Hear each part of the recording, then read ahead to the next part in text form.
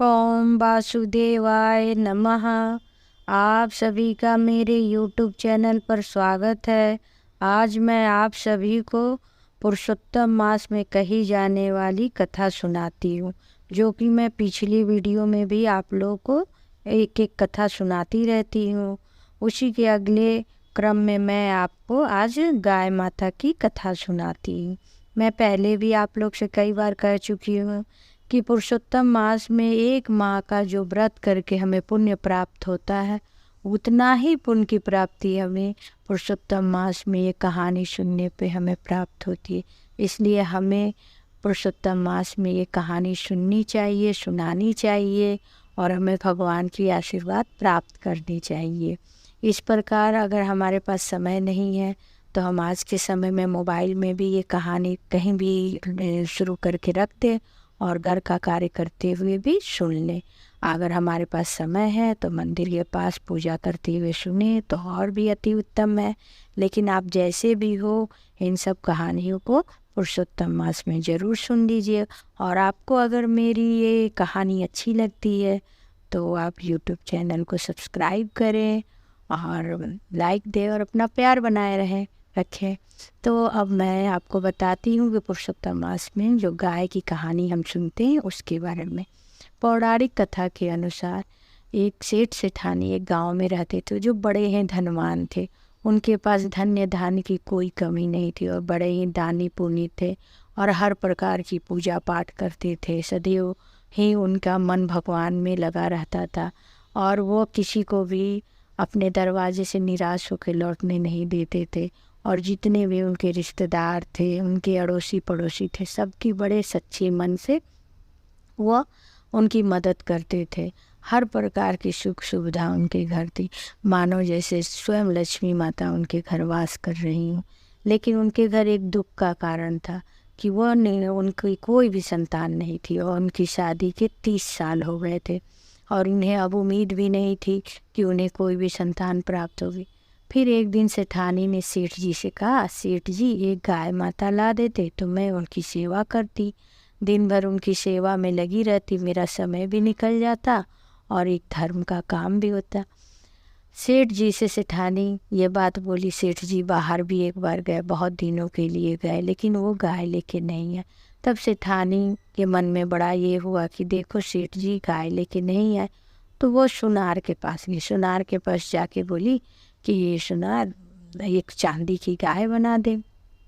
तो सुनार चांदी की गाय बना के सेठानी को दे दिया। अब सेठानी इसको खूब अच्छे से गले में सोने की घंटी, पैर में पायल, हार, जितना भी एक गाय माता को हम सजा सकते थे उससे सोने के आभूषण से सजा दी सेठानी जी। और उनको कपड़े भी नए नए पहनाती थी और उन्हीं की सेवा में लगी रहती थी। नित्य उनको नहलाना, नए नए कपड़े पहनाना, उनकी पूजा पाठ करना और उन्हीं की सेवा भाव में लगी रहती थी।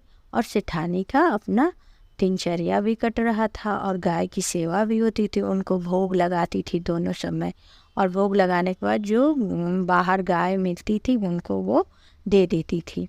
जो गलियों में गाय वगैरह रहती थी उनको दे देती थी प्रसाद खाने के लिए। ऐसा ही दिनचर्या बीत रहा है। जब 1 साल हो गया गौ माता का सेवा करते करते, तो एक दिन सेठानी सेठ जी से बोली, सेठ जी गौ माता का सेवा करते 1 साल हो गया, मैं अब उद्यापन करना चाहती हूँ। आप कोई पुरोहित बुला लाते तो बड़ी अच्छी होती। सेठानी जो है अब तैयारी करने लगी और सेठ जी पंडित जी को बोल के आ गए कि आप कल आ जाइएगा, कल गाँव में गौ माता के पूजा का उद्यापन है। इधर क्या हुआ कि जो पंडित थे वो बड़े ही निर्धन थे, एक छोटी सी झोपड़ी में रहते थे। तब पंडित जी की जो पत्नी थी पंडिताइन बोली, आप तो वहाँ जाएंगे, वहीं पे अपना भोजन ग्रहण करेंगे, पूजा पाठ कराएंगे, मैं मंदिर चली जाती हूँ, वहीं पे बच्चों को लेके जो अगर कोई कुछ देगा तो खा पी लूँगी। तब पंडित जी बोलने लगे, नहीं भगवान, मैं सेठ जी के घर नहीं जाऊँगा, क्योंकि गाय की पूजा करनी है, उद्यापन करना है, वो मुझे गाय दे देंगे। तुम बताओ, अपने रहने के लिए मेरे पास जगह नहीं है, मैं गाय माता कैसे रखूँगा, कैसे सेवा करूँगा। गाय माता को छाँव में रखनी पड़ती है, मेरे अपने सर पे छत का ठिकाना नहीं है, मैं उन्हें छाँव में कैसे रखूँगा। और भगवान ये बताओ, उनको भूखे प्यासे नहीं रखते। हम तो एक टाइम 2 टाइम भूखे प्यासे रह जाते, गाय माता को हम भूखे प्यासे कैसे रखेंगे? अगर गाय माता को कुछ हो जाएगी तो गौ हत्या का पाप भी मुझे लगेगा, मैं जाऊंगा ही नहीं। ऐसा बोल के पंडित जी बोले मैं नहीं जाऊंगा। उधर से ठानी पूरी तैयारी कर ली थी। 2 बड़े बड़े ड्रम मंगवाए थे कांसे के, उसमें बहुत से अन्न पानी भरे। उसके बाद से पंडित जी के लिए 5 वस्त्र मंगाए थे, सोना चांदी मंगाए थे, फल मूल, उसके बाद से गेहूँ चावल दाल तेल, मैंने हर चीज़ दान उपदान का वो भरी हुई थी। और स्वर्ण मुद्राएं भी रखी थी, चांदी के सिक्के भी रखी थी। लेकिन सब तैयारी होने के बाद भी, भोजन बनने के बाद भी पंडित जी नहीं पहुँचे। सुठानी बड़ी व्याकुल होने लगी, बोली क्या बात है कि पंडित जी नहीं आ रहे हैं, मुझे तो कुछ समझ में नहीं आ रहा। और जब तक वो पूजा की उद्यापन नहीं करती तब तक वो भोजन सेठ सेठानी नहीं ग्रहण करते। तब सेठानी लगी बोले, सेठ जी आप जाइए और पंडित जी को बुला के लाइए। आप सही से बोले थे कि नहीं कि उनको यहाँ पूजा करानी है और भोजन ग्रहण करनी है। सेठ जी बोले अरे मैं तो बोला ही था। फिर सेठ जी अपने एक सेवक से बोले जाओ देखो तो क्यों नहीं पंडित जी आ गए हैं, कहीं पंडित जी बीमार तो नहीं पड़ गए हैं। यह सुन के सेवक गया, वहाँ गया तो देखा कि पंडित जी बैठे हुए। तो बोले अरे तुम यहाँ, अरे पंडित जी आप बैठे हुए हैं, वहाँ से ठानी इतना इंतजाम की है, कैसे? पंडित जी अपने पैर पे खुद कुल्हाड़ी मारे हैं। 2 बड़े कांसे के ड्रम रखा है, सालों चलने के लिए गेहूँ चावल सब गृहस्थी के सामान रखे, आपके लिए उत्तम वस्त्र रखे गए हैं, 5 स्वर्ण मुद्राएं चांदी की मुद्राएं सब रखे। और चांदी की गाय जिसकी पूजा करती थी सेठानी, वो भी रखी हैं दान के लिए। तब पंडित जी बोले अच्छा चांदी की गाय है? तो बोला हाँ। अब तो पंडित जी बहुत खुश हो गए, खुशी खुशी गए और वहाँ सब पूजा कराएं उद्यापन के। फिर सारे चीज़ दान में लेके आए, हंसी खुशी। पंडित जी की दरिद्रता दूर हो गई। उनके घर में चांदी की गाय और जितने भी सामग्री थी सब लेके आए थे। कुछ समय बाद सेठ और सेठानी की मृत्यु हो गई। मृत्यु होने के बाद उनकी आत्मा बैतरनी पार करनी थी, तो दोनों डूब रहे थे भवसागर में। तब तक उन्हें चांदी की वही गाय दिखाई दी। तो सेठानी बोली सेठ जी इस चांदी की गाय की पूँछ पकड़ लीजिए, हम दोनों पार हो जाएंगे। दोनों पूँछ पकड़ लिए, बैतरनी पार हो गए। फिर वो परलोक में गए, तो वहाँ गए तो सब देखने लगे कि उनकी गवाही देने के लिए चांदी की गाय खड़ी है। सबको बड़ा आश्चर्य हुआ कि भाई चांदी की गाय क्यों आई है इनके साथ।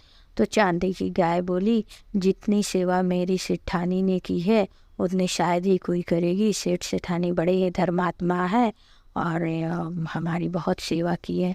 सब ये बात जब सुने तो सेठानी से पूछे तो सेठानी बोली हाँ मैंने अपनी गाय माता की बहुत सेवा की है, ये बात सच है। फिर भगवान उनको बैकुंठ धाम में भेज दिए और दोनों सेठ सेठानी बैकुंठ धाम में बड़े अच्छे से पहुंच गए, उनको मोक्ष की प्राप्ति हुई। इसी प्रकार जो भी ये कथा को गाय माता की कथा सुनता है सुनाता है उनको भी भगवान मोक्ष प्राप्त करते हैं और उन पे आशीर्वाद सदैव बनाए रखते हैं। उनके परिवार में किसी प्रकार की कोई भी कमी नहीं रहती है। इसलिए हमें गाय माता की सेवा करनी चाहिए। अगर हम अपने घर पे नहीं रख के सेवा कर पाते हैं तो गौशाला में जाके कुछ दान पुण्य कर सकते हैं। इस प्रकार गौ माता का हमारे जीवन में बहुत महत्व है और हमें गौ माता की सेवा करनी चाहिए। ओम वासुदेवाय नमः।